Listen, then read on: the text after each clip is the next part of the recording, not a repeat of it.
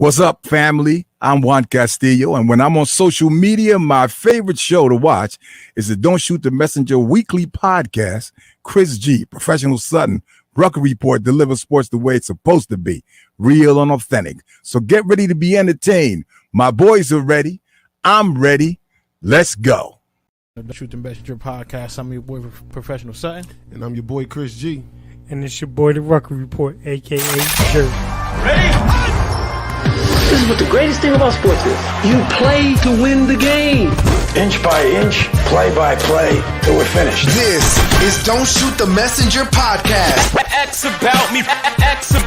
With Professional Sutton. You already know. Chris G. My homie. And the Rucker Report. My family, what up? They for real. All straight with no chaser. Let the games begin. Let's go. Don't Shoot the Messenger podcast.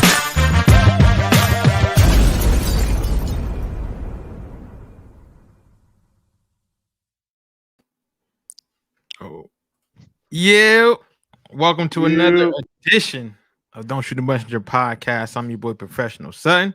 And I'm your boy, Chris G. And on behalf of our brother, the Rucker Report, Jersey. Chris, what's going on, man? Look, man, I'm happy to be back. You know, I feel like it's been too long. It's been so long. It's been too long. The people in the streets been clamoring for us. I can't. No matter where I'm walking down the street, I'm never walking down the street, but I'm in a store and I bump into somebody. Yo, what's good? Chilling, man. Yo, man, where y'all been? I ain't seen the show, sir. What's good? Yo, so yeah, man, I'm tired of answering them questions, man. We out here, man. I'm trying to be out here in these streets, man. I am so happy that people hitting us, man. Just everybody in general. Also, my Twitch family, shouts out to everybody. I got, family out from, listen, I don't want to toot my own horn, but, I got some people from, from the West Coast, man. Shouts out to Average Me, bro. He from Washington State. Also, my girl, Dr. Rachel. She from Australia. Listen, I don't want to name drop out here, Chris, but but God damn it, if I have to, I will. Okay. It's a light flex. It's a light flex. That's all. That's all it is. That's all it is. But we've been going too long. And we know we've been going too long. Believe me, yo. I get it when people be like, listen, I know. Like we know. We know. Trust me, we know. Listen, we got live and stuff, but we're gonna be off for the next few days. So we're trying to get at least another show or two in. You know what I mean? Exactly. And stop. Y'all know y'all niggas is out there. All right. Y'all home. It's Christmas Eve. Y'all ain't at work. Nope. Y'all home. Y'all chilling. So, this joint better be lighting up. Okay? It better be lighting up. Speaking of lighting up, I'm gonna tell you what, man. Goddamn 49ers, boy. That goddamn Jimmy G. I was talking to you before, and we were talking about 49ers, and we said that they're hot. But I told you, with Jimmy G, it's always something, right? And I was explaining to Chris, who was a former 49er fan, but he'll be back. And I was saying, many people in the 49er empire, right? It's like a divide. You got those that are rooting for Jimmy G, and those that are, I don't want to say haters, but yes, haters of Jimmy G. And they're letting him have it, Chris. They're letting him have it. I mean, it's like, yo, he stank. Why is he here? But I know you didn't watch the game, Chris, but people always say, hold on, let me finish it. Is it overheard? Yeah, I think it is. I'm just creating a nice little, screen scroll here. But when you watch Jimmy G play, right, just his decision making alone is horrible. Like, I mean, he throws the ball too late. He throws it in traffic. He overthrows his receivers. And Kyle Shanahan, I was really, really, really, tough on Kyle Shanahan earlier this season. But what he did, and like Chris said, what a great coach do is you disguise the weaknesses in your quarterback so they can excel. And Kyle Shanahan has been doing that, along with a great running game that has just surged within the past 6 to 7 games in the San Francisco 49er land. But last night, man, if we don't get the running game going, and if we don't get Jimmy G fixed or something else, our time in the playoffs is going to be really, really fast. Now, my boy Chris brought up a great point, right? And I want to give Chris this credit. Chris said, hey, why not go after Derek Carr? And Chris, could you give them your explanation of that? Because this is definitely going to be, clipped in a snip.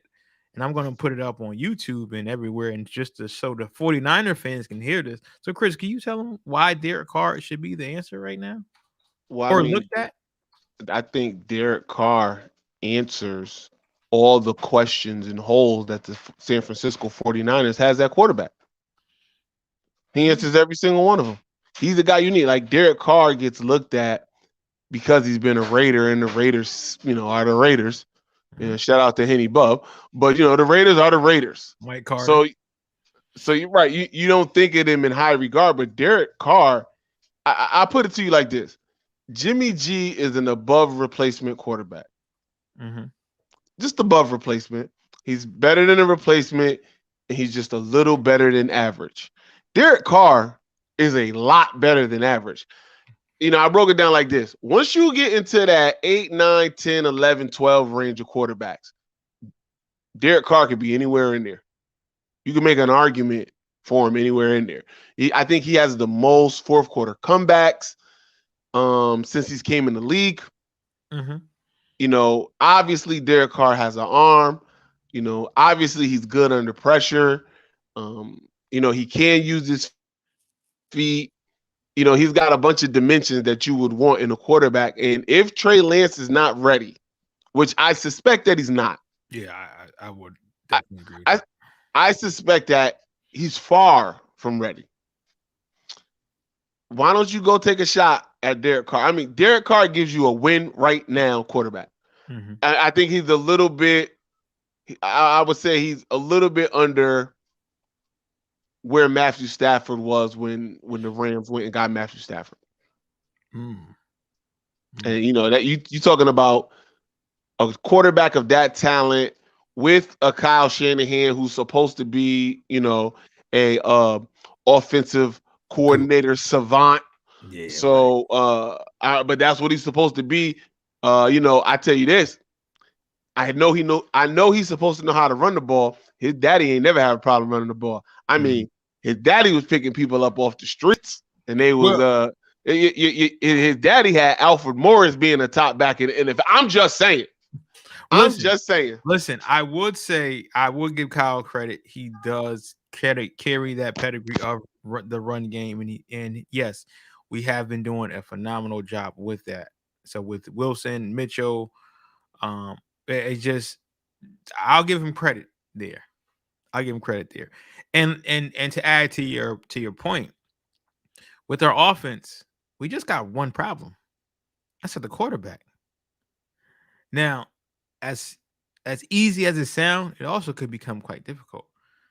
But like you said, Chris, if you get you a quarterback like Derek Carr, who's been proven, who's been playing with a lot of bad teams, Raider teams, and you put him on a Niner team that are at the cusp and probably, and I don't know if you agree with me or not, Chris, but could really be a contenders if they get a Derek Carr.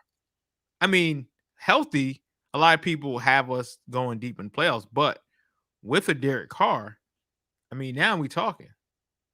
Is that a fair assessment?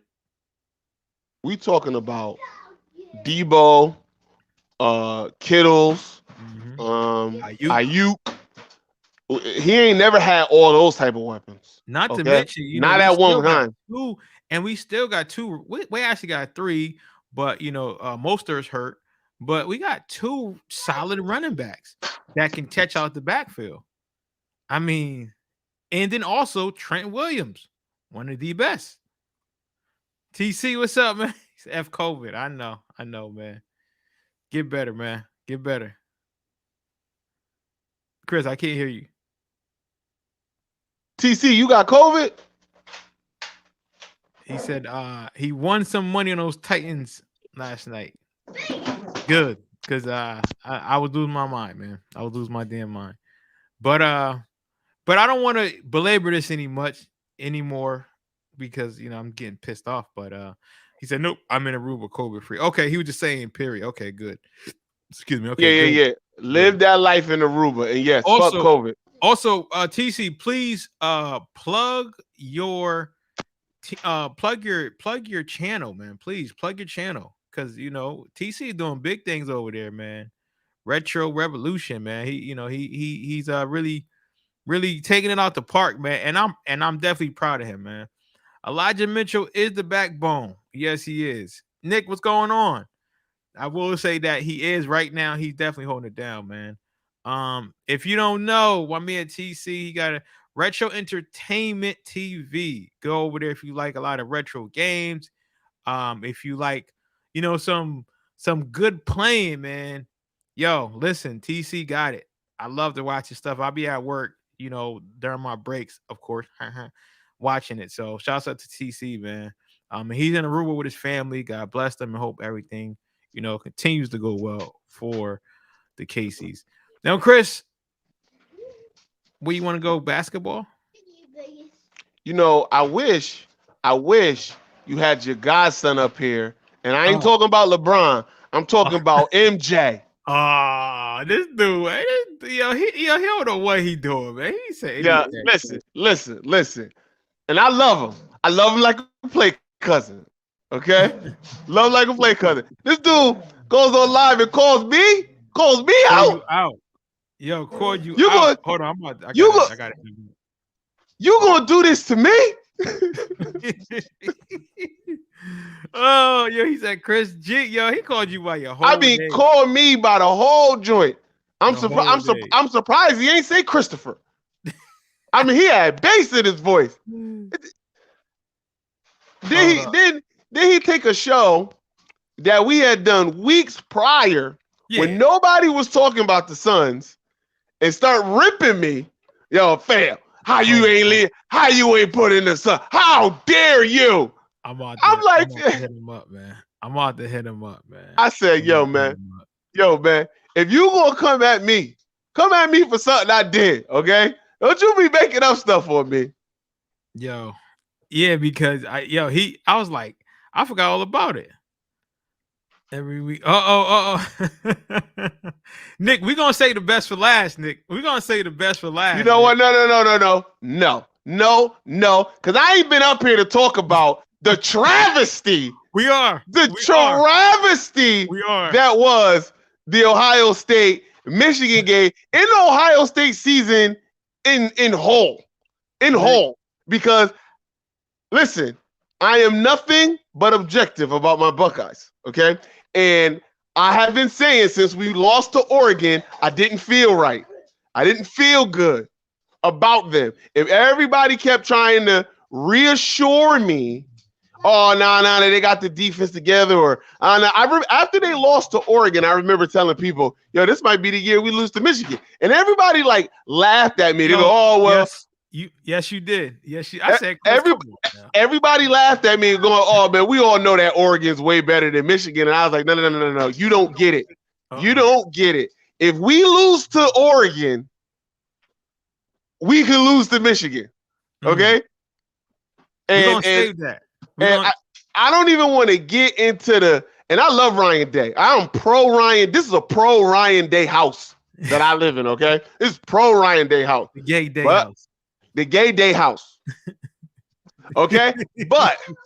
but I have to say it, and it has to be said. The defense is every year that Urban Meyer gets further away from God and Ohio State, because he was supposed to be a religious man. This motherfucker out here wilding. But anyway, the further we get away from Urban Myers, the worse our defense has gotten. First of all, okay, so then if that's the case, then look at my Florida Gators.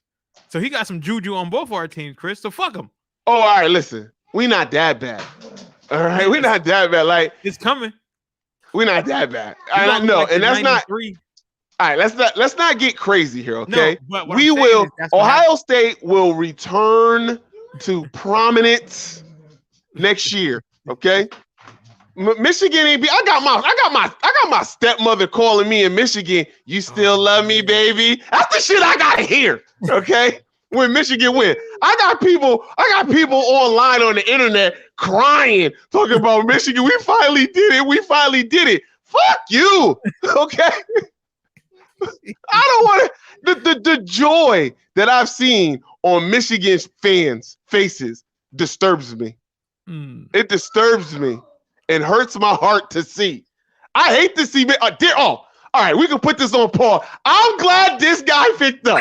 I'm glad this guy picked up. Listen, Chris, I called your godson. Marquise, where you go? Okay. Hold on. I need 2 minutes of silence before you talk, and before MJ get up here. First of all, clean your camera, Marquise. Clean your camera. Jeez, it's just all greasy. There it is. All right, so I need 2 minutes here. Okay. So first of all, this guy gets on Facebook, calls me out by my government about a podcast, about a current state of affairs of a podcast we did 3 weeks prior, telling me that the audacity of this man gets up there. You ain't bring up the Phoenix Suns. What's wrong with? Listen, I respect my elder, but what's wrong with you? This is what this guy's coming at me. I go, Quet, what's your godson talking about? What nobody think about the Phoenix Suns 3 weeks ago? And I got this guy. I got my mama calling me, talking about who this dude coming at you, talking about you don't know what you're talking about, baby. Yo. Again, I didn't know he was going to do it, but, he always talk about, basketball, and he had one to ask about the Lakers. I said, nah, we're going to save that. I don't want to talk about it right now because it's still football season. And then he was a jinx because my 49ers lost last night. So, Marquise, do you want to respond to that, or you want to chime in? What you want to do, man? I need Marquise to stay current with the podcast and not come and attack me and my character and my journalistic integrity of my own podcast. Next, he gonna say, "So you telling me that the Bucks saying we're gonna win a championship?" Yeah, exactly. So, floor is yours, Keith. Explain yourself. Well, I'm gonna blame my godfather because he, he put it up there in time. So yeah, no, stop lying. Hold on. Now I'm gonna tell you this, Keith. I said it. I said, yo, Finn, this your fault, man. I said, why you putting these podcasts up late? And he goes, nah, I ain't put it up late. He listened to it late. He listened to it late. I'm always on time. We live right now, and when I get done, this is gonna be time stamped, and it's gonna be current. So if you're gonna watch it 3 weeks, Marquise, and you talking about some crazy stuff, that's on you. And now the world can hear it. But so before he make his declaration, let me just say that the Phoenix Suns and the Warriors are the 2 best teams in there. Hold on. Today is December 24th of 2021. And the Phoenix Suns and the Golden State Warriors are not only the best 2 teams in the West, they're the best 2 teams in the NBA. I hope that suffices for you. That's all I wanted to hear. That's all I wanted to hear. Captain MJ. Captain, get the hell out of here. Those damn oh my goodness. Oh. So Marquise, are the Phoenix Suns still your favorite? Yes. So you think that they're going to win it all? Yes. Yes. And I know you asked me about Milwaukee last night.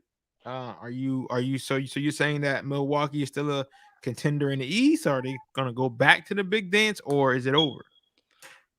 I think they're contenders. They're defending champions. You got to respect that. I think if James Harden can play on the level that he played in Houston, I think the Milwaukee Bucks can't compete with them. Yeah, that's what I think. That's it. So you don't got no junk to talk to Chris and say Chris bugging. Yeah, I do. Yeah, you were bugging because you did not. You mentioned first of all, you mentioned Chicago Bulls over the Phoenix Suns. That was crazy to me. That's really why I made that video. Okay, again, at this point, that was 5 weeks ago.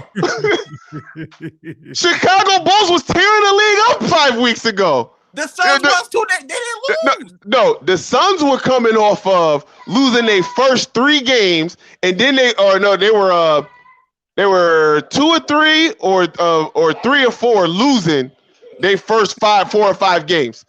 That's where they were. So yes, they were starting to win, but everybody was still like, oh man, I don't know what's up with Phoenix Suns. Now, Phoenix has established themselves now as true contenders. I can't take that away from you. Phoenix is legit. The Warriors are legit. And the only reason I think the Warriors are better is not because of the current state of the Warriors. It's because what's coming in the future for the Warriors. Because I think as presently constructed, like right this second, if the Western Conference Finals were to happen, I would pick Phoenix over the Warriors. But knowing that there's a great possibilities, fingers crossed, because I want this man to be back on the court, that Klay Thompson is returning. Klay is going to be why I tip the scales in Golden State's favor. Oh, man. Later down the line.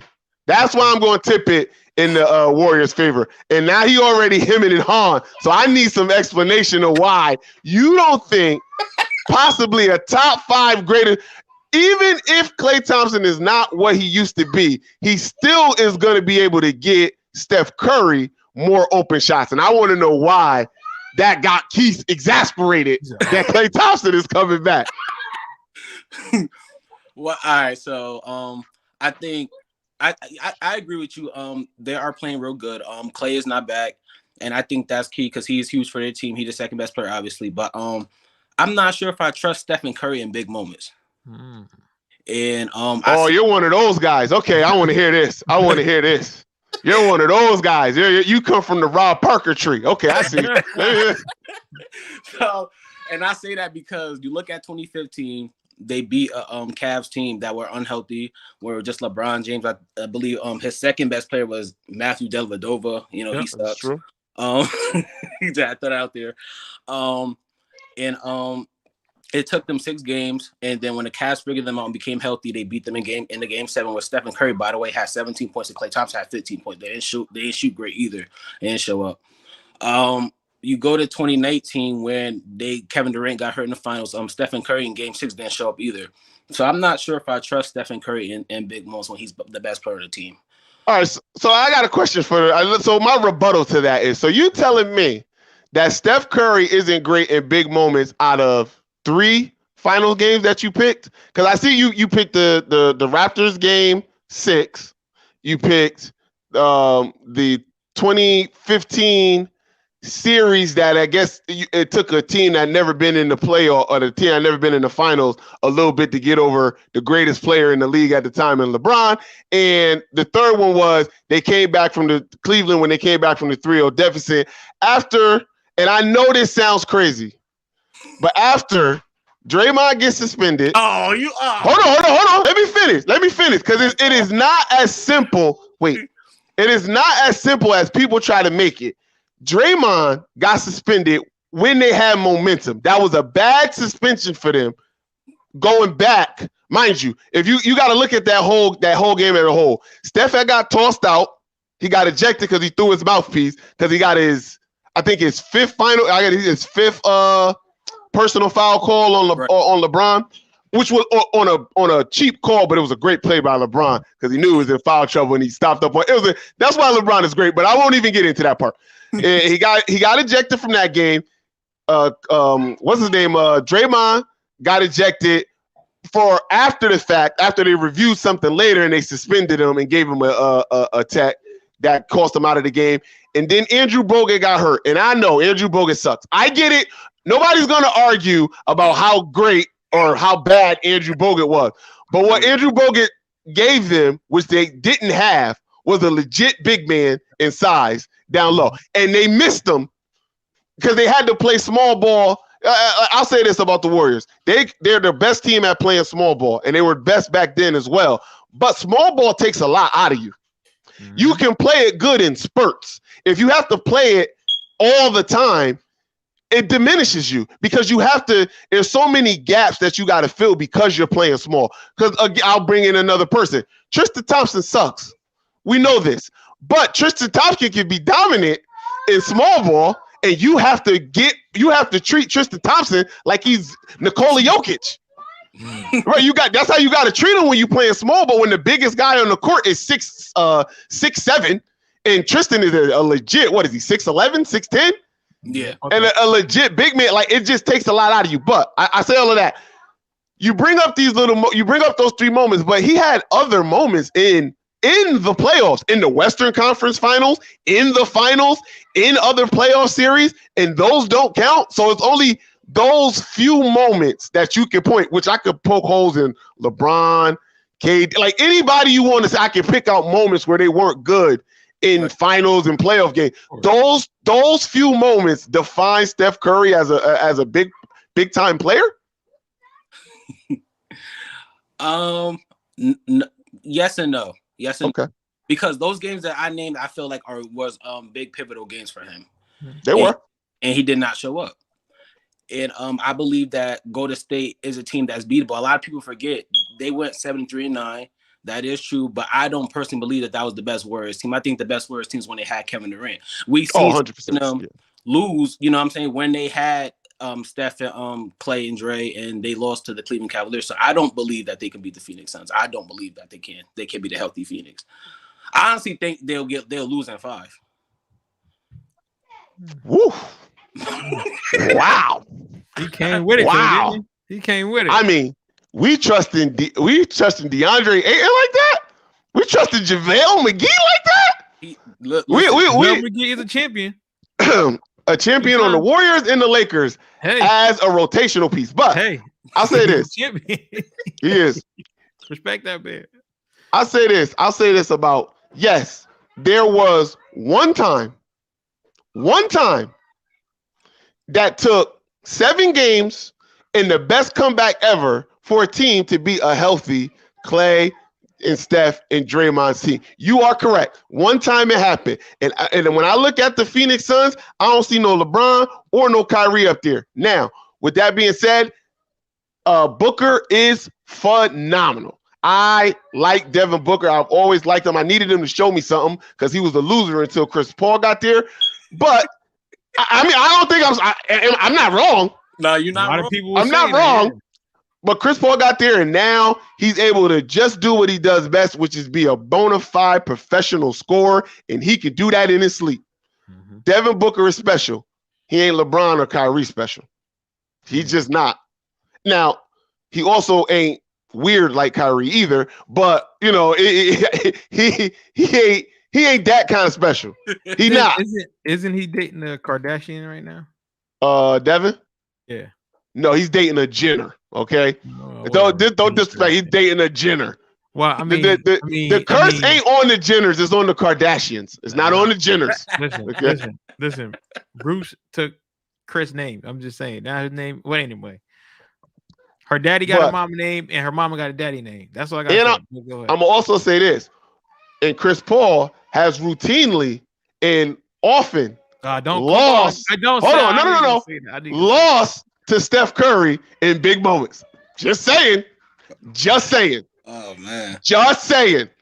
They got a lot of playoff battles, and I think Chris Paul only won 1. He did. And he had to go 7 games. That was the Donald Sterling year, and he won 1. That's what he got. Just that man, 1. Hold on, wait. Before y'all start, I just gotta say it to my buddy, Avenge Bro, me, bro. What's up, man? That's the dude. He from Washington. What's going on, man? Good dude. I just wanted to say what up because he checked in with us, man. What's up? Oh, you from Washington? Yeah. Which were DC or state? Nah, from state. He's a Seattle fan. So. Okay. Yeah. So what's good, man? What's good? So, Marquise, so you still, after all of that, you still riding with the Phoenix Suns too? Yes, because back to Chris's point, he's right. Chris Paul only won against Stephen Curry, I believe, only, like he said, 1 time. But I also feel like this is the best team that he's been on and the best chance that he has to beat Stephen Curry. I think when you look at the Houston Rockets system, that wasn't Chris Paul's play style. and then you had a choker in James Harden that not show. Yeah. And much love to James Harden. I'm a James Harden guy. I love James Harden. That's my favorite player in the league. Do not get me wrong. He's James Harden. He's like that.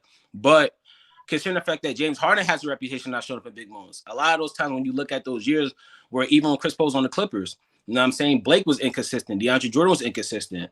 So now you're looking at the Phoenix Suns where, okay, last year he took them to the finals. And I know a lot of people are going to say, yo, yeah, he didn't beat a healthy team. That's not his fault. You know what I'm saying? He only could control the things that he can control. You know what I'm saying? So I feel like who didn't beat a healthy team? Who?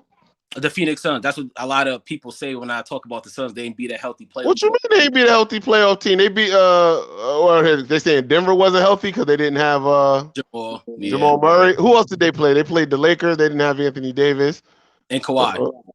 The Clippers. Okay. All right. Well, I mean, listen, man, it's a game of attrition. You got to be like, you only can play who there. So, and then I also believe that they also gotten better than they did last year, you know, with the addition of JaVale McGee, who's a champion, I might add to. Yeah, he is. Please, twice. Landry No, 3 times. He got 3 of them things. I'm sorry, 3. Yeah, he got 2 with the Warriors and 1 with the Lakers. Respect that man, Chris. Right.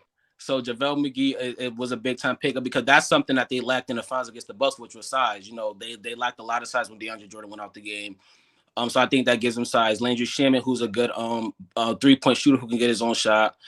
And who else did they add? Might I think that's all they added for real. Cam Johnson is playing real great.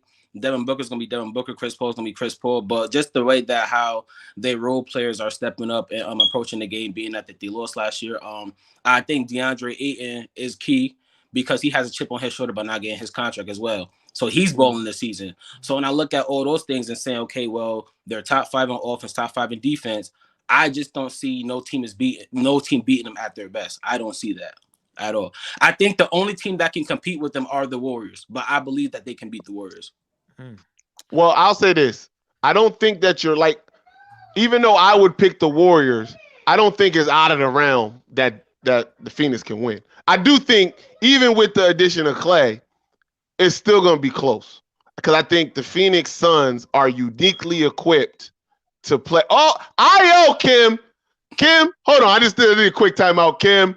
We've been going through a lot, obviously, with them Buckeyes, and I haven't been able to, reach out and get a virtual hug because I know we hurting in Columbus, losing to Michigan. That shit hurt. Okay, it still do. Yo, honestly, I wake up some days, I can't believe we lost to fucking Michigan. And then you got a kid that taps you on your shoulder just to tell you that. Yo, see, Kim knows it's been crazy. Yeah, I got my Ohio State lost, and my youngest son look at me. You sad, daddy? That's the shit. You see what I'm saying? How am I supposed to deal with that? I digress. Anyway, so fucked up, but anyway, I think Phoenix is uniquely equipped to defend Golden State more than any other team. They got length in every position, and they got length in the key positions. Mikal Bridges, I heard something today, which was the funniest thing, and I don't like Kendrick Perkins. He's just a hater. I just don't like him. But Kendrick Perkins said, Mikal Bridges might be the only person in the league that could tie his shoes without bending down. That's how long his arms are. Okay. That's true. Yeah. He's athletic, he's quick, and he's somebody that could give Steph problems. People be forgetting. Steph is still only 6'3". Mikal is a full 6'7" that could get up in him, long, could defend. Like, that is a tough matchup for Steph. Mm-hmm. That is no coincidence that Steph had one of his worst games with Mikal Bridges defending him the majority of the game. That is a true statement. Also, they got Cam Johnson, long, can defend, a good spot up shooter. What's his name? With the dreads. Why am I flaking on him? Crowder? Jay Crowder? Crowder. Oh, yeah. Crowder is shown. He can be spotty sometimes, but Crowder is a legit shooter, defender. He definitely bring it defensively every night. I agree with the Shamet point. They're long everywhere. They can bring in big after big after big. Golden State cannot. Is Looney, and I'm still to me. You see, I ain't bring up Wiseman. Jury's still out on Wiseman for me. I don't know what Wiseman is. I mean, I know he has talent. He could possibly one day be something. I really can't say, but I don't know what he is. But I know what he's not, and I know he can't do anything with DeAndre Ayton. God, I can't get this motherfucking name out. I know he can't do nothing with DeAndre Ayton right now. I know that. So I don't know how beneficial it will be. Your best bet is Kevon Looney, and at the end of the day, it's Kevon Looney. So yeah, they do got some issues with Phoenix, where I think they can make it up. Clay comes back, that gives you spacing. It's just you could get Mikal off of Steph more. Mm-hmm. It could be single coverage more. And that just gives you the opportunity, whether you think Steph is good in big moments or not. I think Houston would disagree. I think Houston Rockets would disagree with you, but a lot of teams would disagree. I also think my Trailblazers would disagree with you as well. But it just gives the greatest shooter more opportunities to have open shots, and you never want to give a shooter open shots. No. So I think, and also Golden State's defense is on par with anybody, and it gets talked about more now.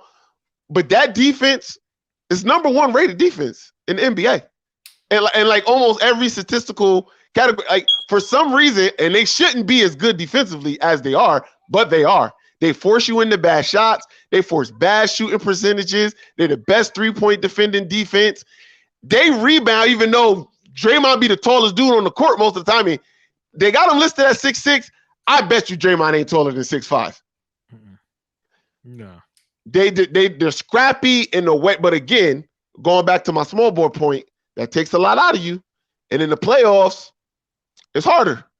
It just is. You know, everybody is keying in on all of the matchups that they need to key in on, and they can, you know, it's easy to be a hard matchup for somebody when you playing the Warriors on Tuesday and then you got to be in Sacramento on Wednesday. But when you got night after night where you know that's the only team you got to focus on, you can come up with a better plan. I mean, that's what Toronto was able to do, to bring up Marquise' point of Steph, I guess, not coming up big in that Toronto series. I will remind you, the Warriors had more than just Kevin Durant and Klay Thompson being hurt. Boogie was coming off a quad injury. Kevon Looney had like a cracked chest. You had to rely on Quinn Cook, aging Sean Livingston, and who else is the other guy? And it was the reason why they could run a boxing one. He still dropped 46 in that game that they ran the boxing one all game on him. Still dropped 46. But listen, I get it. Steph needs to still prove stuff, and it gives him motivation. I hope nothing would bring me more joy than the Golden State Phoenix Sun Western Conference Final. And then we need a every night podcast with MJ up here. I'll do it. With MJ up here to break down this game. I would love it. Listen, I will even give him the mic. I'll give him the floor. I'll let him do his thing. Marquise, make sure that you're sharing this too, man, because I know you got young friends, though. Make sure you're sharing this, man. Don't be hogging it all to yourself. But yeah, we can. He wasn't afraid to tag motherfuckers though. When he was like, "Yo, what are these dudes talking about?" He tagged like 20 people, didn't he? I see people. I'm like, who is this guy saying I don't know what I'm talking about? You know what? People do gotta. You know what? One thing about Chris, man, which I love. Chris is like a good book, right? People only want the little snapshots to get people talking. A lot of times, I love using Chris in clickbait. When he said AI is not a superstar, my goodness, people went crazy. Yes, he did, Mark. Yeah, I mean it's true. But you didn't hear that one? You didn't hear that one? No. You know what? Because that's not old enough for him. That's why. yeah. Mark. But listen, my points were valid for why I didn't think AI was a superstar. I didn't say that he wasn't a superstar talent. I didn't say he wasn't, pivotal pivotal to the NBA story. Like you can't. But again, it's a criteria. It was a criteria that I created. It was a criteria I created for what is a real superstar, and I only had 9 people in the entire history of basketball on that superstar list. Yeah. Marquise, it's a difference between superstar and star. Right. Like I think superstar is internationally known throughout everywhere. You can walk down the street, everybody know who Shaq is. You can just say Michael Jordan. Everybody know who Michael Jordan is. If people know who Tom Brady, those are superstars. But hold on. That wasn't the spot. It was a 9-point criteria that I had for superstar. Right. Well, AI had that point. The only point that he didn't have, which is why I didn't call him a superstar, was a championship. It was tough. That's fair. It was tough, but I said, a part of my criteria for being a superstar, championship had to be up there. Mm-hmm. It just had to be up there. So that's what knocked AI for me out of my superstar criteria. It knocked a lot of other people out too, but that's what knocked AI out. I know how much AI meant to basketball, and believe me, I had people I ain't know saying, who is this motherfucker Chris Gay saying Allen Iverson ain't a superstar? Like, they was coming at me. But I said, listen, I created a criteria that we posted. We posted it on what my criteria, what makes a superstar, because I do feel, and I still feel, that people in the NBA use superstar way too lightly. This person's a superstar. This person's a superstar. And I'm like, or the next big superstar. Yeah, I'll be like, my mother don't watch basketball. She don't know the fuck that is. my mom know who Shaq is. She knew who Kobe was. You know what I mean? She knew who Magic was. She knew who Jordan was. Like, you know what I mean? Like, come on now. Like, people listen, I'm a Trailblazers fan. I love Dame Lillard. Dame ain't no superstar. I mean, he's a superstar from a talent perspective. Yes.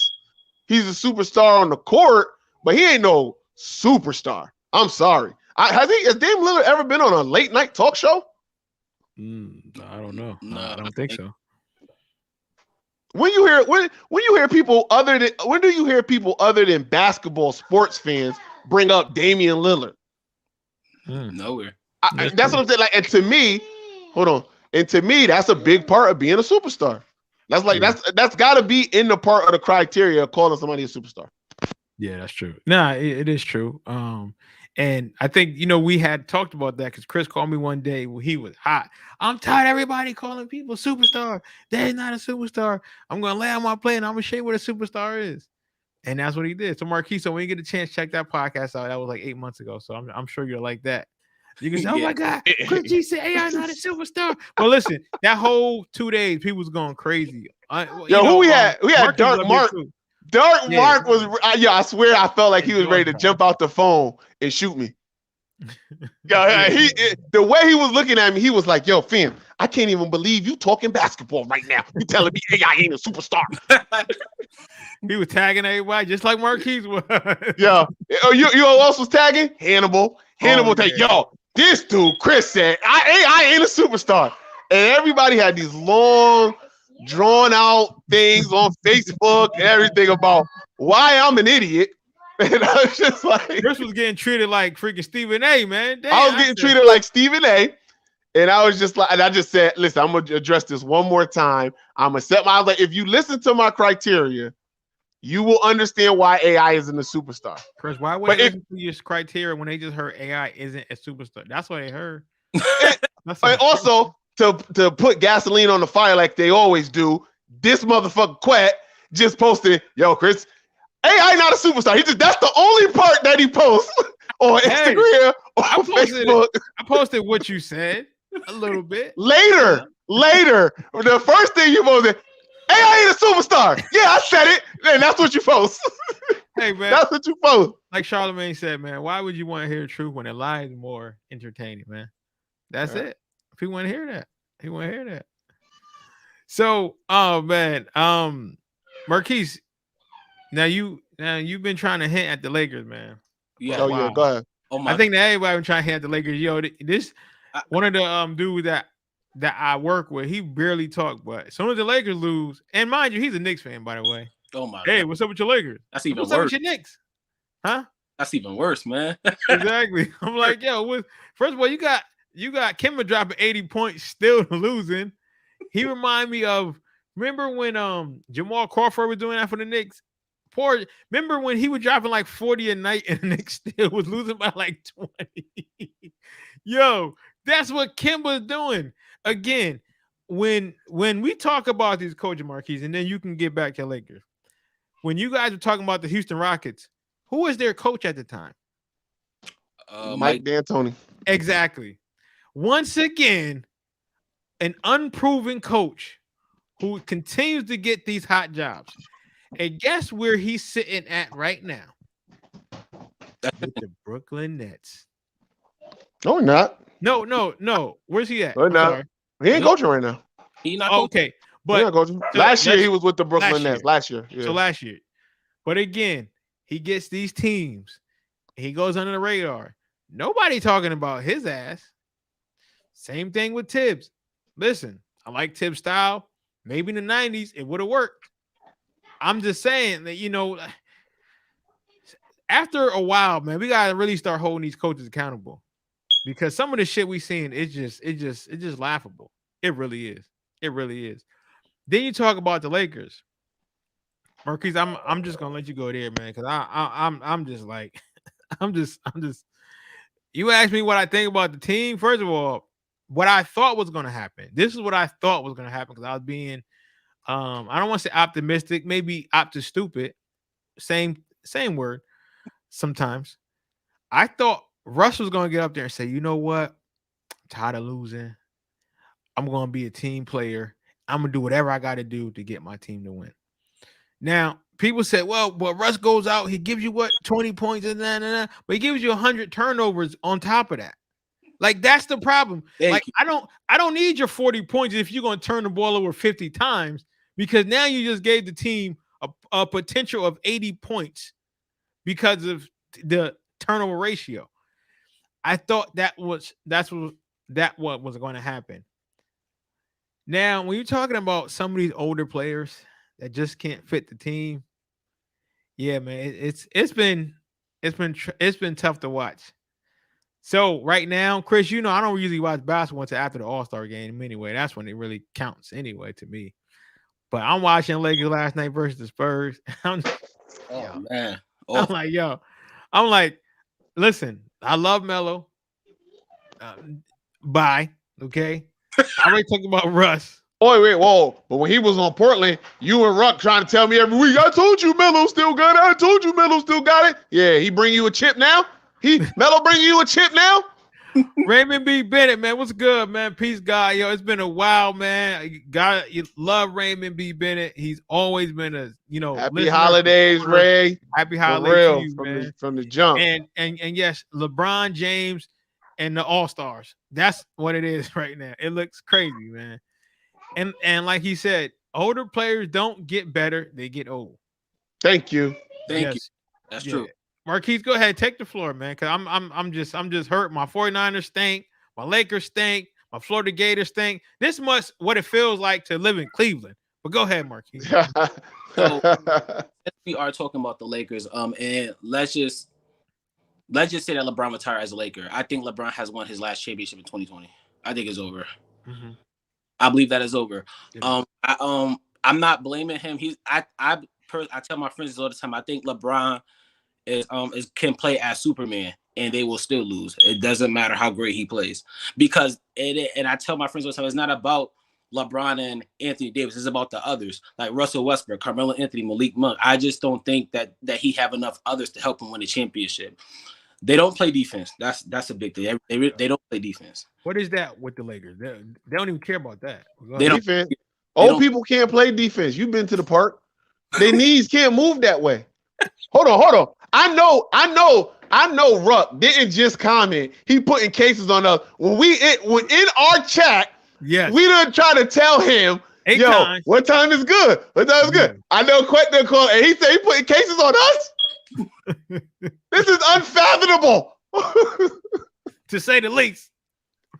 Hold on. The link is getting sent, Ruck. Pick up. Pick up, Ruck. You know you want to talk about Aaron Rodgers. Pick up. Of course you do. Of course you do. But go ahead, Marquise. But Raymond B. Menace, he said they not losing. They are getting blown out. Yes, that is. Yeah, that. So they don't play defense. And like I said, I don't believe that LeBron has the supporting cast to help him. I believe that Anthony Davis is lazy. I believe after he won his first championship, he is not playing up to standard. Okay, 24. I know people are going to say 24-10. That's good. That's good. But that's not good enough for Anthony Davis. And that's how I'm looking at it. And when you look at the rosters, I don't see how Russell Westbrook and these other players complement LeBron. LeBron is more successful when he's playing with shooters and great wing and perimeter defenders. The Lakers don't have the great shooters, and they don't also have the great defenders as well. So I think Frank Vogel, before the end of the season ends, he's going to be fired as well. I seriously do. I think that he's a horrible coach. He should. He's a defensive-minded coach, and I also think that he's not holding up to his standards as a coach. And that's the only reason why he's a great coach, because of the defensive mind that he has. But the Lakers are obviously not playing defense. Y'all see, they're not guarding nobody out there. So, yeah, when I take a look at all that, man, I don't even – honestly, this might be a hot take. I don't think the Lakers even want to make the playoffs as of right now. I personally don't believe that. Shit, well, the way they playing, I mean – that's not far-fetched. Who's the dude on the Spurs last year? I mean, last night. What's his name? Bates. What? I don't know his name. I don't know him. I don't know. Listen, it don't matter, because the way the Lakers play, one of us can go out there and have a good game. That's how they. You know what I mean? That's how they is. Now, Raymond, hold on. But before you go, I want to say something, and I think this is a bigger story than the Lakers stinking. It's about the Lakers. It's about LeBron. Okay. This is the first time that I've seen LeBron on a stinky team, and he's been on a lot of them, not be able to overcome. And he's been on a lot of them. A lot of them early Cleveland teams with Junis Elgauskas and Boobie Gibson, and Mo Williams in the crew. Delonte West, them teams sucked. Them teams stunk. Danielle Marshall. And he had Carlos Boozer for a quick second before he went out to Utah. But Darius Miles. Them teams stunk. But LeBron was so good, he was able to overcome. And it's been like that. I mean, even his last year in Cleveland, when Kevin Love was whatever Kevin Love was, and he running out there with J.R. Smith and Amon Shumpert and Tristan Thompson, and he got them all the way. He got them to within a J.R. Smith mistake of winning the first game of the NBA Finals with a fully loaded Golden State Warriors team. Exactly. You know what I mean. That's what. Oh Lord Jesus! Here he is. Here he is, and he's not even on camera. I'm putting cases. Oh no! Chris, I don't want to hear it. Chris, he getting fined, man. He getting fined. Program. He getting fined. I said, yo, where Ruck? He said, man, I hit him up, man. I guess he forgot about us, man. He don't fuck with us no more. Yeah, man. Y'all gonna do this to me? He start being the GM Chris. Like LeBron. Okay. What? Oh my God. Okay. There you go. Hold on. He got an afro now? It's been so long. It's so long. I thought he had an afro. I said, damn, ain't you on me in a minute. I said, I know Ruck ain't working today. He getting on today. No, seriously, I was working. What's good, man? Damn, good to see you, man. This the new slave ship, man. So yeah, they had your boy working today, and I gotta work tomorrow. Damn. Look at you. Look at you. You sound like LeBron right about now. Yeah, you do sound like LeBron right now. Working for the Lakers. I don't want no parts, yo. All right, so we got you on. So before you talk about the Lakers, before you talk about the Lakers, I need you to settle something between me and MJ.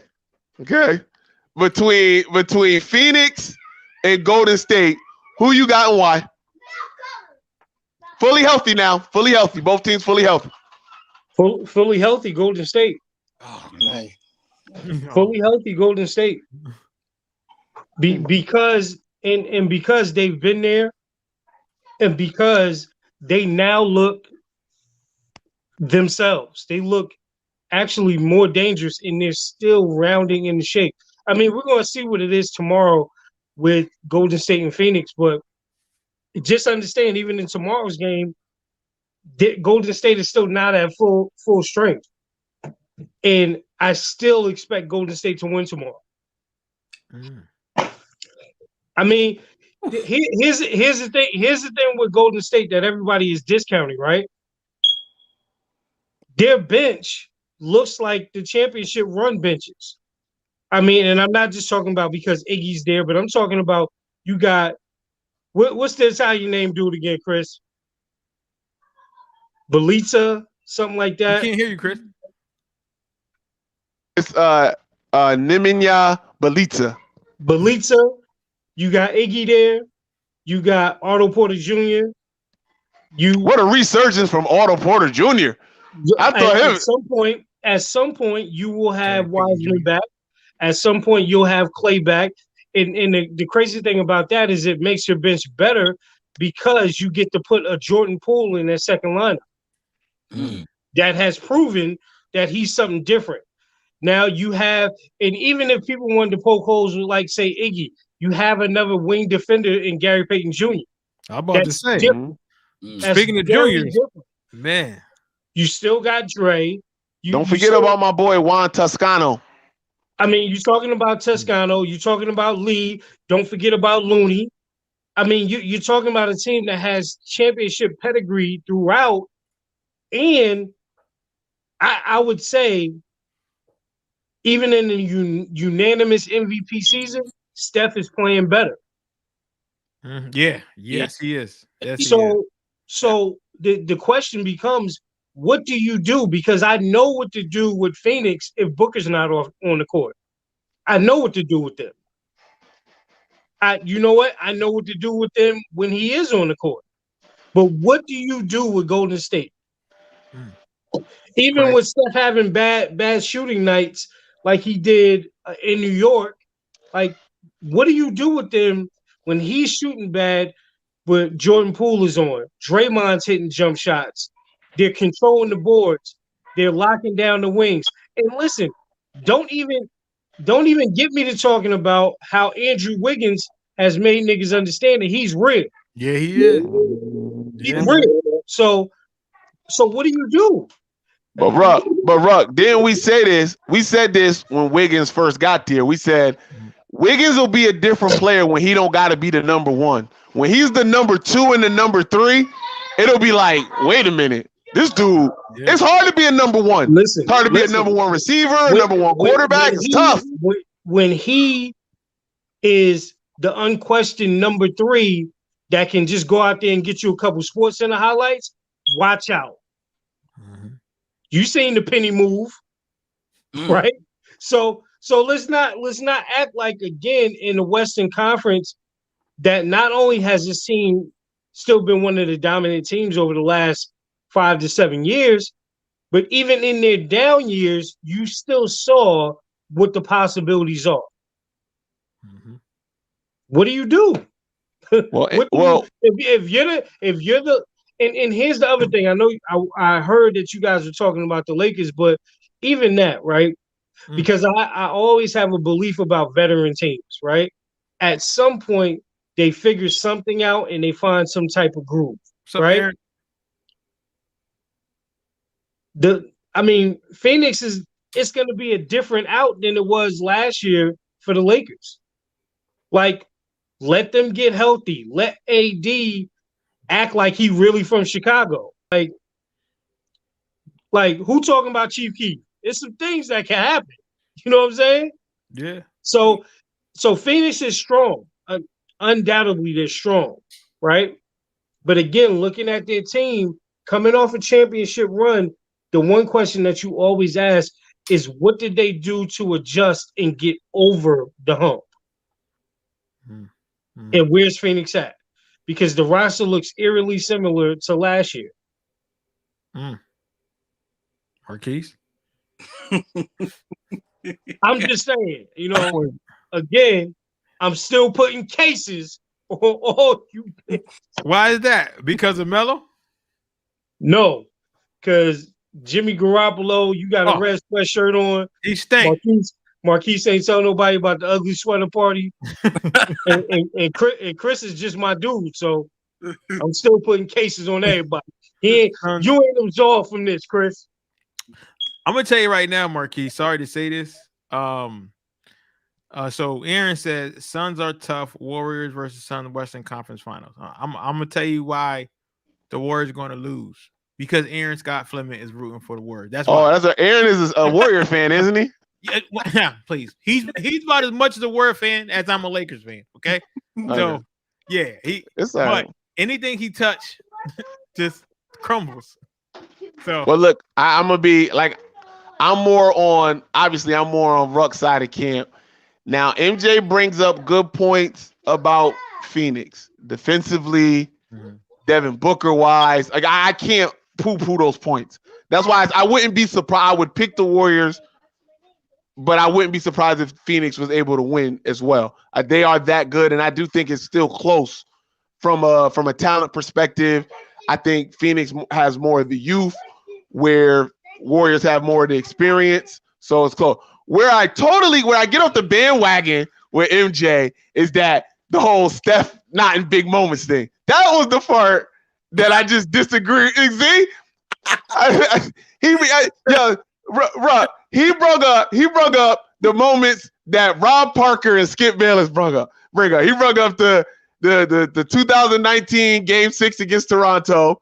He brings up the 3-1 comeback, and then he brings up that they struggled when LeBron was second best player was Matthew Dellavedova when they was young and it was their first final. Those are the three. That's his three. Okay. We can't hear you, Rock. You know what that feel like? When you had your little brother and your little cousin around you all the time, so you put them up on a game about girls, and then they bring one home and you like, that's what you got from all the conversations we had? Of course. Wow. He young. Sheesh. Well, look, but like I told when he said it, I said, yo, you want to know? No,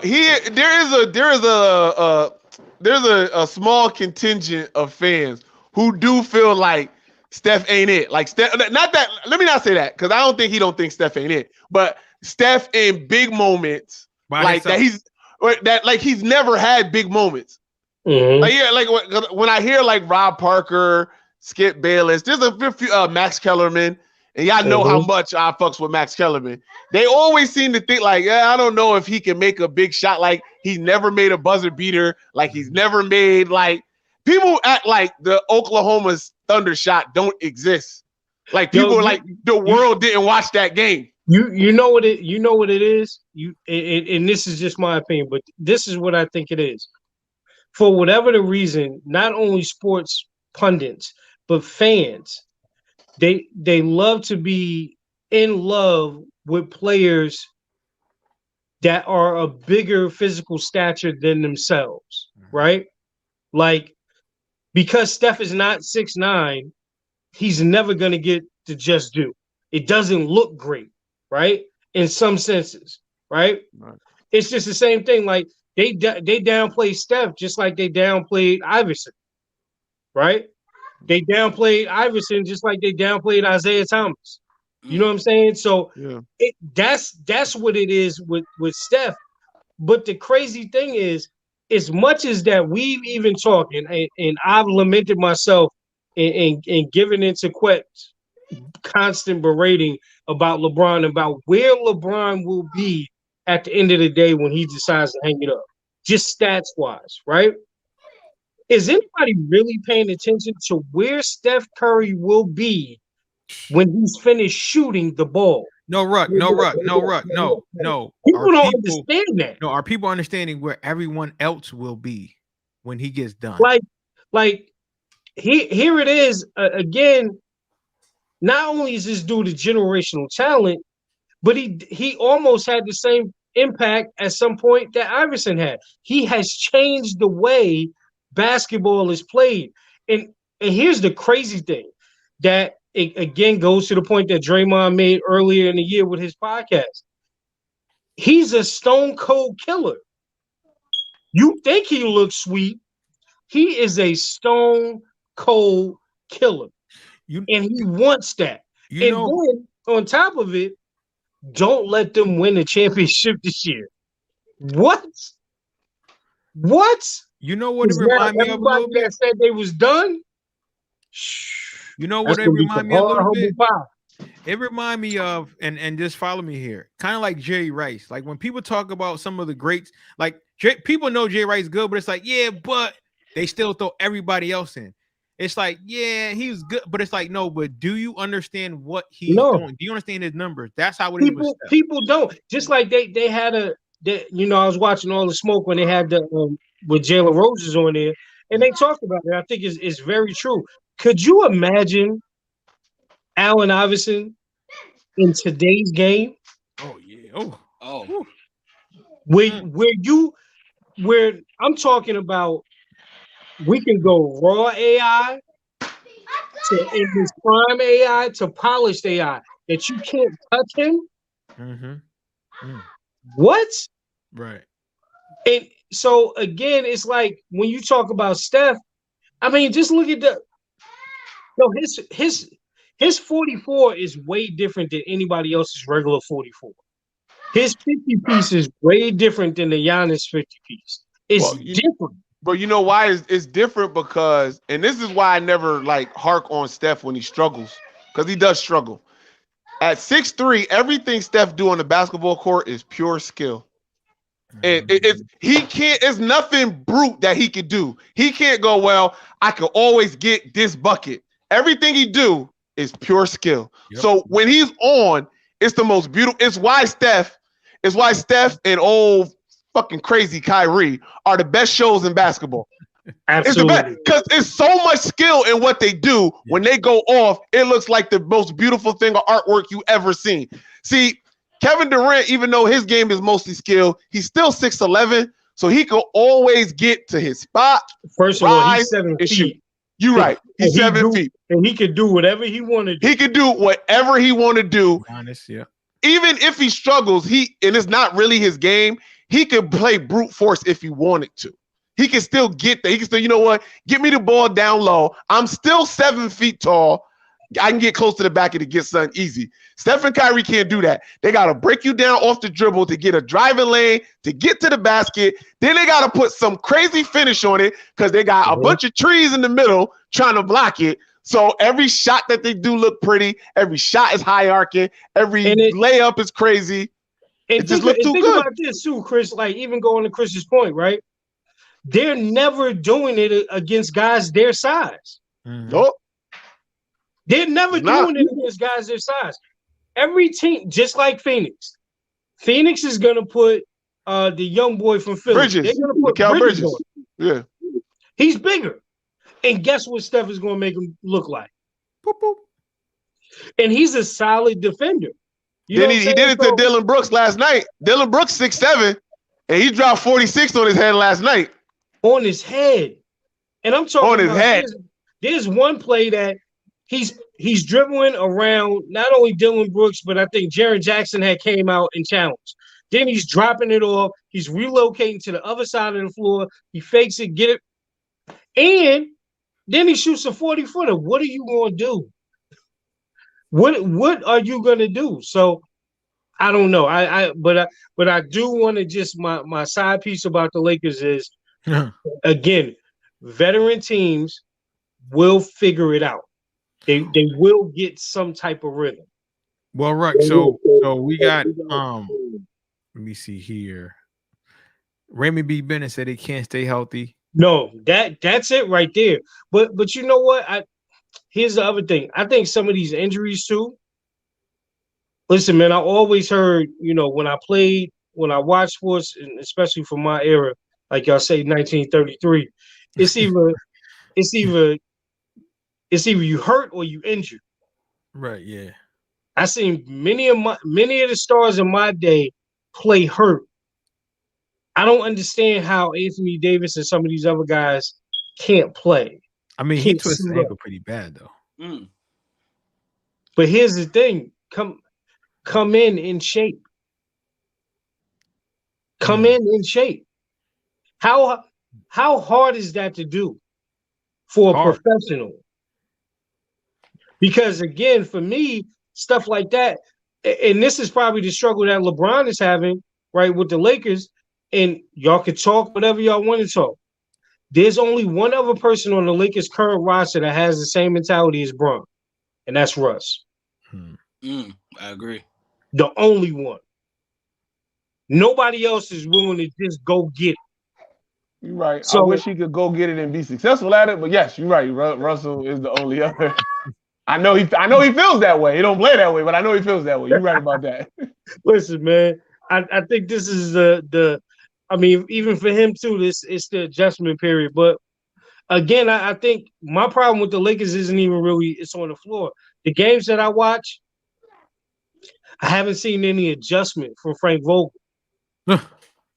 That's my pinpoint, because if some of these lineups ain't working, take these dudes out the game.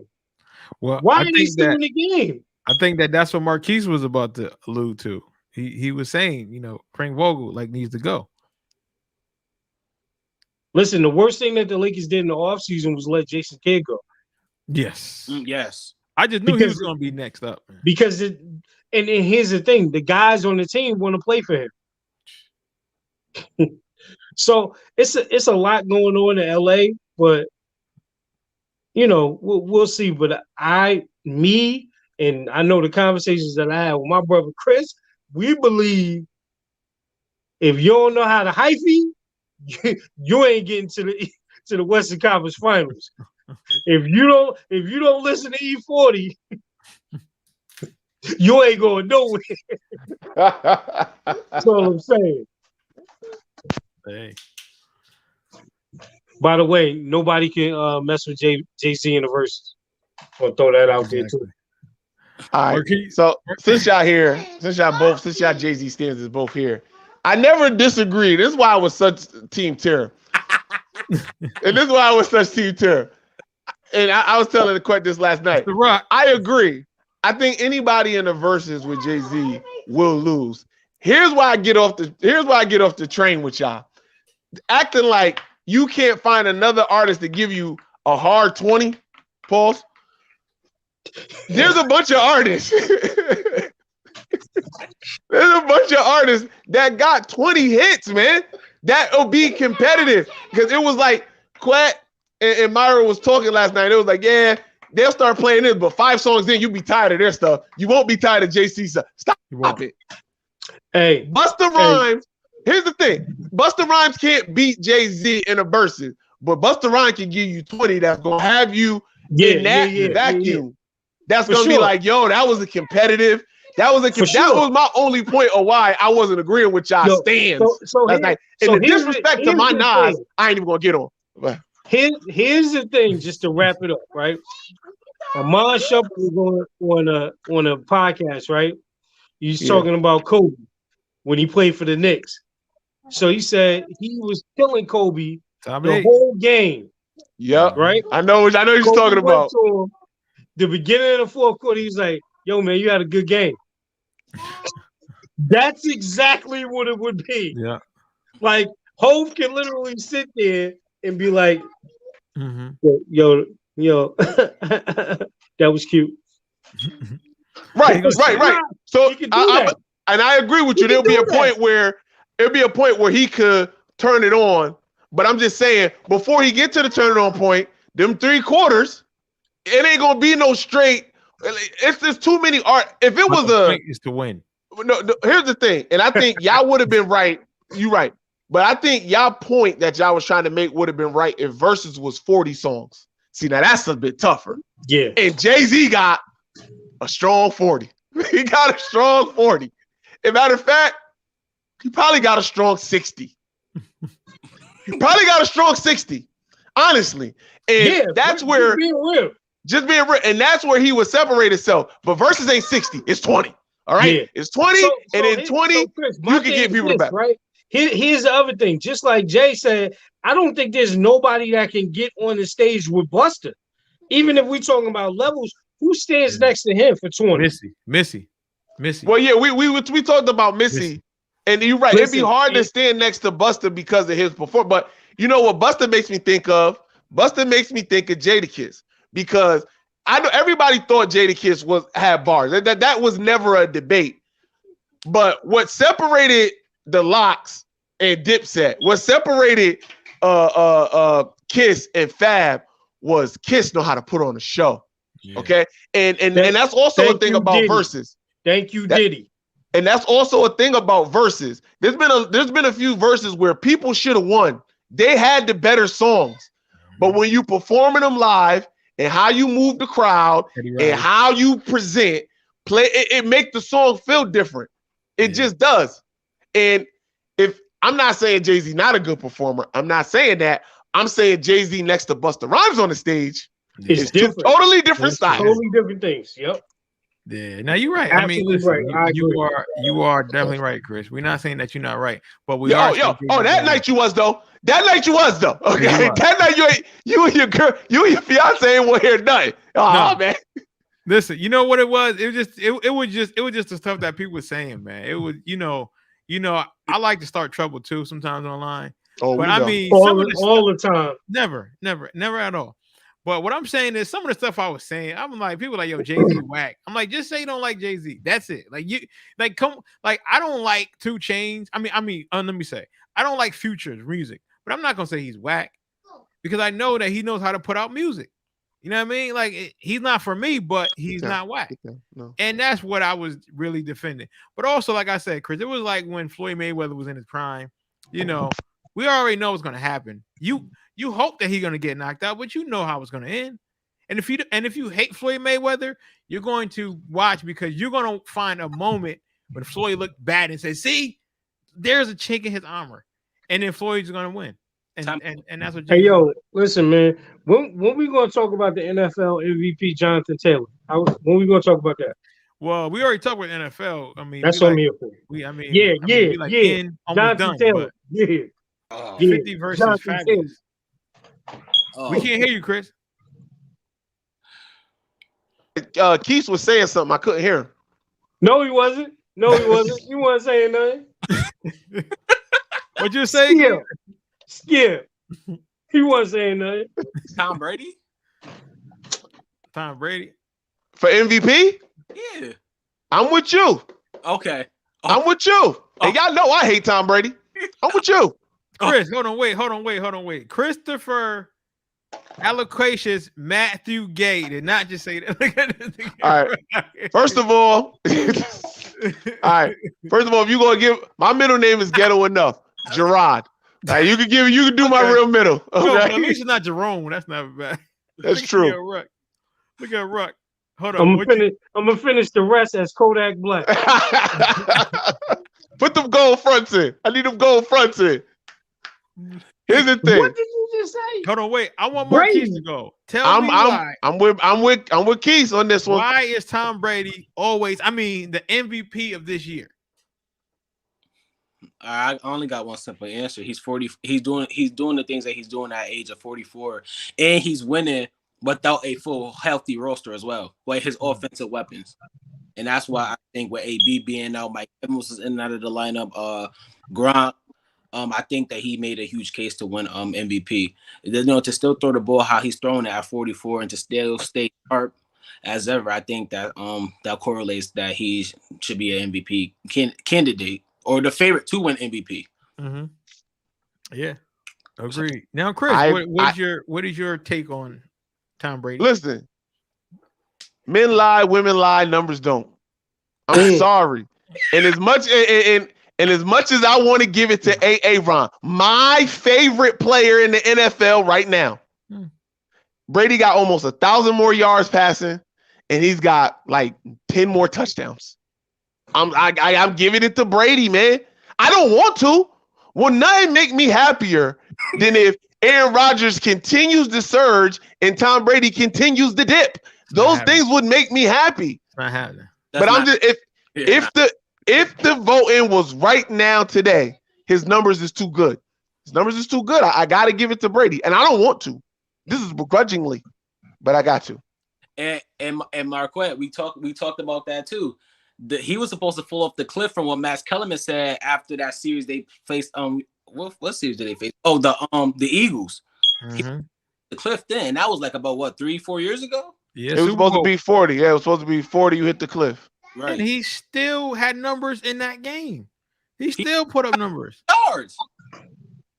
And he still put up numbers. And then he goes to win another Super Bowl. Now that Super Bowl was probably one of his, lackluster Super Bowls, but he got it done. And then he goes to another team who probably wouldn't even made the playoffs without him. Again, when you're talking about veteran leadership, like Ruck is saying, when you have someone that knows how to win, it rubs off on everybody. It rubs off on everybody. And that's what I don't think, like I said, Ruck was saying, and he's always been right, and he's right. When you have a proven winner and someone that knows how to win, you are going to play for them. Not only that, but his position as a quarterback, that's the captain of the team. When you have a winning quarterback and Tom Brady at that, a future Hall of Famer, you're like, okay, what do I need to do to make this, win? Not only that, but then he brings in Gronk. And then Gronk says, I'm looking like I never stopped playing either.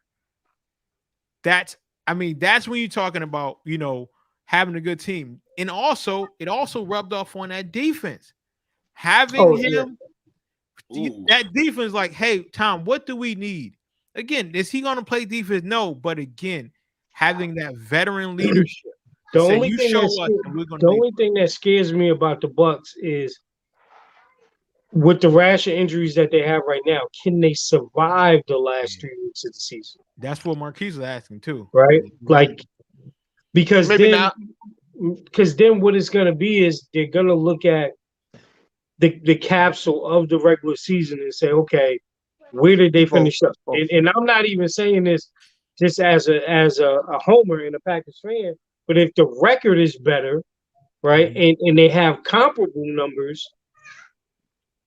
some people are going to get the nod. I jumped out the window on the Jonathan Taylor thing because how he has played. Oh yeah. Not only does he look like he's back in Wisconsin, but the last time that we really seen dominating performances like this out of a running back, with the exception of Derrick Henry, right, was like where it had this kind of feel was like when Gurley was the MVP, right? So I think what he's doing in Indianapolis you got to give him some consideration. I don't Where think is Todd Gurley? But where's Todd Gurley? Atlanta? Nah, he ain't in Atlanta no more. He's not. He's not on anybody's roster. No, he's in Atlanta. He's in Atlanta. Oh, all right. Well, he in Atlanta. Yeah. he probably at Strokers right now. Yo, it's wild because I've seen like running backs dive quickly because it's the nature of the position. Right. It's not a indictment on how good of a player they were. It's just you're in a position where you get hit a lot. and plus the offensive schemes that they use now is more of a right spread. And he already had an injury history, so it's not I'm never surprised about a running back's fall from grace. But God, man, that was fast. Yeah. That was fast. Well, you know what? The other thing with Gurley too that I give him a little leeway in it. Like he had career-ending injuries in college. Yeah, that's true. Yeah. Like remember what was the back's name from South Carolina? Was that Marcus Lattimore? Lattimore, yeah. Right? He had that type of stuff at Georgia. So even to see him come into the league and get to where he got, like, listen, it ain't no shame in it, young man. Take your money and do your thing. Hell yeah, get that money. You know what I'm saying? Like it was, you know what? But then you watch that, right? And then you root for him, Then also him and Nick Chubb was in the same backfield too. And Nick Chubb's also had a career, could possibly had a career-ending injury too. So you look at that backfield and to see them still playing. And I think Nick Chubb was built a little bit different physically. You know what I'm yeah. saying? So I think, I think that goes into a lot of what we're talking about too. But I mean, you take it for what it is. Like, it's a violent sport. Your body's gonna go through some things. I just hope, because I think what we've seen along with CCE is that we've seen a lot of players develop other physical disabilities, like hips. Rest in peace to Demaryius Thomas. But from the reports that I heard, he had developed seizures. Yeah. Well, that was from a car accident. Yeah, though. I was about to say that was from. He had a really, really bad car accident that gave him seizures. Okay.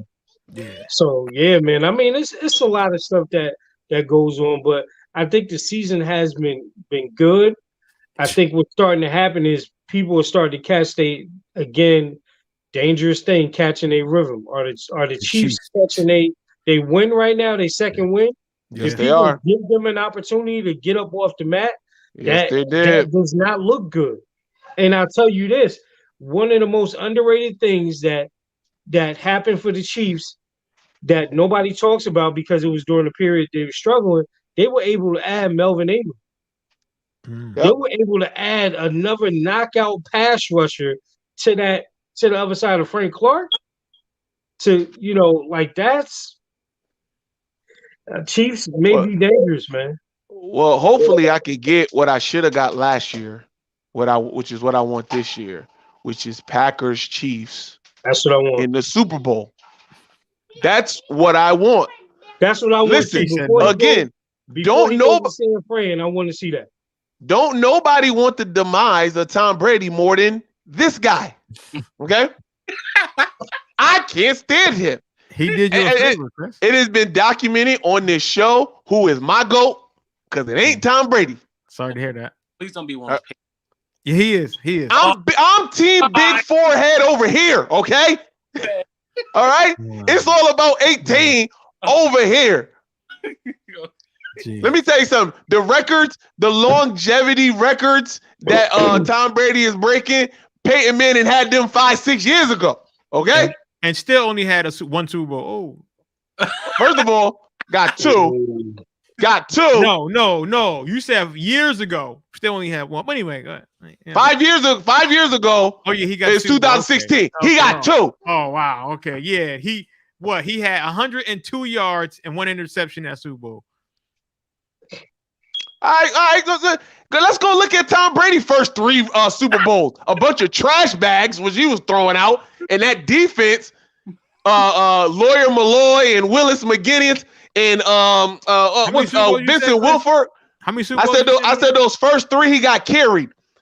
Whatever. Those first three he got carried. First of all, Adam Vinatieri. First of all, you shouldn't even have been in the first one because that Tuck Rule game with the Raiders was straight bullshit.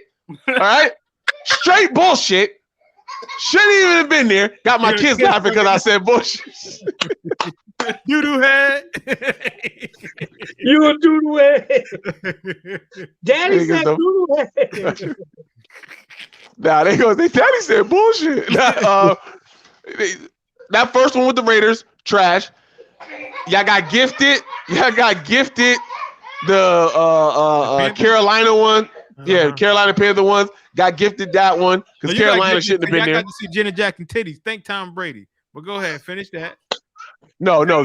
Thank Justin Timberlake. All right. You thank Justin Timberlake. All right. Excuse me. The black delegation would like to draft Justin Timberlake. Yes, we would. Nah. But he with us. Nah, we gonna trade him because he left Janet high and dry, man. Shit, I would have left her too. Shit, you about to ruin my career for them old ass titties. Shit. It ain't no new titties. It was old titties. Hey, Chris. I wish I had 2 more hands to get him joints. Hey, just to say you seen it. But yeah, just saying. But no, it's just Tom Brady got carried his first 3 Super Bowls. I'm sorry. I know. Team in a position to win. Come on, stop it. No, that defense put the team in the position to win, and he just ain't have to fuck up. Now, with that being said,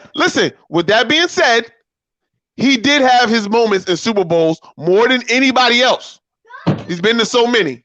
All right. So he's had his moments where he was the best player on the field in those Super Bowls. I'll give him the Philly one. I'll give him the Seattle one. I'll give him the did I say I give him the Philly one? Yeah, you did, yeah. Yeah. Well, we all know what happened there. Philly. But I'll give him. Falcons? I'm talking about the first Philly one though. I'm talking about the first with T.O. and Donovan McNabb. Right. The first Philly one. Also, I'll give him that. Falcons? I'll give him the Falcons. I told y'all that. Yes, you did. I told you that. Who did they? Oh, the Chiefs. The Chiefs. The Rams. That was in a.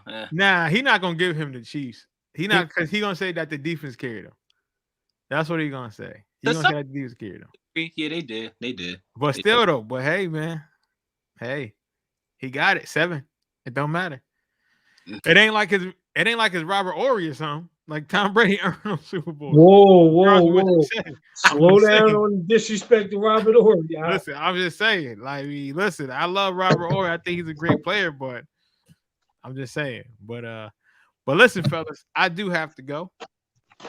Before we go, Marquise, did you want to say anything? Any parting words before you go here, sir? I want to ask y'all a question about Kyrie Irving. So what's y'all take on Kyrie Irving? Yes, he's crazy. Okay. I thought let that black man play. I would let say that black man play. I listen, I gotta say this begrudgingly. I agree with Stephen A. Smith on all his points on Kyrie Irving. Thank you. Yes. I am he is a detriment to his team, to basketball. I'm all for standing your beliefs. I don't have a problem with Kyrie not wanting to get vaccinated. That is your personal choice. It's a bad one, but people make bad choices every day. I'm not going to fight Kyrie on his choice not to get vaccinated. But I am in total agreement. You the one who got everybody there. People are in Brooklyn because of you. And for you to leave everybody high and dry because you're talking about you giving a voice to the voiceless, but we ain't heard from you since you said you're not taking it. I don't know what voice to the voiceless you giving out here. He's a weirdo. I'm embarrassed he went to Duke. I told y'all he was a weirdo. I told you him and Kevin Durant was going to be weird together because they both weirdos. And this just, to me, it just puts everything that I thought in the perspective. Yeah, I figured it. I figured something. Listen, I didn't think it was going to be COVID, but I just said two weirdos can't work together. Everywhere Kyrie went, he has been a cancer. He has been an issue. Yeah, he's an issue. He left Cleveland because he said, me and LeBron can get along. Basically, he said, we can't have 2 superstars on the same team. We can't cohabitate. Black power. Then he goes to Boston, who was really good, already primed to be contenders in the East, possibly go to the championship. And here this motherfucker come, putting fucking sugar in grits. What are you doing? We don't need that shit. Destroy that. I like sugar and grits. But you're cool, Ruck, so you straight. Then he destroys Boston. Okay, they still picking up the pieces. Then he goes to New York and not the Knicks because he should have went to the Knicks, but whatever. Get everybody all in the hype and in the frenzy. Oh my God, we got Kyrie. Then he goes to get KD with him. Then he gets James Harden, and now what? Everywhere he's went, he has been a cancer. But hold on. But because I know Ruck about to go in. But here's my thing with him, especially with this particular situation. He's mad at the team. The team is not the state of New York who mandated this. Right. I don't care if Brooklyn, and I know that they didn't, but I don't care if Brooklyn said to him, we won't ever hold anything you do responsible with COVID. Don't worry about it. I know they didn't say that to him, but even if they did, there's nothing they could do if the state of New York says for events like this, everybody got to be vaccinated. There's nothing. So even if they did say that, lied to you, you have to understand. You have to be coherent enough to realize that there's nothing that you or Brooklyn can do about that. Chris, let's keep it real. Let's keep it real, right? Even if it wasn't COVID, even if everybody was free of any disease, Kyrie would have found something. He would have found something. Kyrie would have said that Brooklyn ain't what it used to be, because I used to listen to the Jay-Z albums, and I don't see the old 560 State Street across the street. That's not why I came here. He would have found something. Why can't I go to the old Albee Square Mall? I don't want to be here. I don't like how Brooklyn look. Why they take juniors off of Flatbush? Yeah, he would have came up with something. He would have found something. Kyrie has been a cancer. Kyrie had, listen, and I have been very supportive of Kyrie for years. But goddamn it, he is very egotistical. This is very narcissistic traits that he is showing. If it ain't his way, he don't want it. True narcissist. How can you say I couldn't play with LeBron James, but then go to play with KD? How? Yeah, how? Because he's a narcissist, and KD is too. Yeah. Yes, this is true. Yes, he is too. But here's the difference, though. A functional narcissist, though. Right, exactly. Yeah. A functional narcissist who loves basketball. Yeah. I would never, ever debate that that Kevin Durant don't love. He is a hooper. I don't know that to be true for Kyrie. You know what it's like? It's like two people that do crack, right? A functioning crackhead and somebody that does crack. Follow me here. The one that does crack, I'm not calling KD a crackhead. It's an analogy. KD, you are, but go ahead. We got you. We gets up for work every day. Yeah, we don't like his habits. When you talking in comparison about him being a weirdo, we don't like all that shit. But guess what? You know, when he comes out, he's gonna play ball. That's it. Kyrie, on the other hand, he the crackhead that steals. He don't want to work, and it's everybody's fault that he's on crack, but his. No, Kyrie, it's time for you to get off the shit and get some help. But no. Because of his potential and what we know that he could be, we still, that's such and such baby boy. He got a hard time. No. I just want to say publicly, I agree with you. Like this is his doing. He deserves all this heat and backlash that he's getting for the choices that he himself made. So, I don't have nothing to say. I did want to talk about the cancer that is Tom Thibodeau and how he doing my boy Kemba dirty. But, we already talked about him. Go ahead. We'll save that for another show. Oh yeah. I mean, listen, we already talked about how Kemba scored. Like, it reminds us of Jamal Crawford scoring 50 points only to lose by 30. Yeah. Yeah, Tibbs. Yeah. Well, yeah, Tibbs. You know what? Tibbs got a little bit of Jim Harbaugh in him. He'll run his players to the ground. Yeah, that old school. Jim. And I always forget the Michigan. It's Jim, right? That's the one in Michigan. I always forget. Yeah. But yeah, he's got a track record of running his star. Ask Derrick Rose. He got a track record of running his players into the ground. And I think ask Cat. I mean, look at last year, Julius Randle and RJ Barrett, who both had injuries this year, averaging 38 minutes a night. 38 minutes a night. And it looks worse in person, trust me. And it looks worse in person. I seen it from with my own eyes, and I was like, TV. I'm looking, Kemba. See, again, I'm sure we all been to pro games. Kemba was literally like, give me the ball. And he just letting Julius do whatever he wants. No, pass the guy. Kemba was pissed. He was like, fuck. Many times. And Tibbs just like, it's okay. No, it's not, Tibbs. We getting beat the fuck up out here. But, Tibbs will get the best he can get out of a team. He'll also grind them in the dust. Yep. So, it's pick your poison with Tibbs. Do you want to be kind of good, or do you want to be your best self and then not be yourself ever again after? Or, you want to rebuild slowly and do it a more advantageous way. There we go. Right. Well, with that being said, fellas, I'm so happy and blessed that we are here together. It is truly a blessing with people passing away, man. That we are here on this Christmas Eve, and I hope everyone enjoying their holidays and will enjoy the holiday tomorrow as well. But before we go, we do got to get our brother Ruck, the deacon, in the house to give us the final say and say word, man. Just give Let us them something. use you. Let them use you. Nah, right, man, we're gonna keep this one beautifully complex. Okay. Follow with me, right? Speak the things you seek until you see what you say. Look at that. Look at that guy. You know what I'm saying? It's all about manifestation in 2022, people.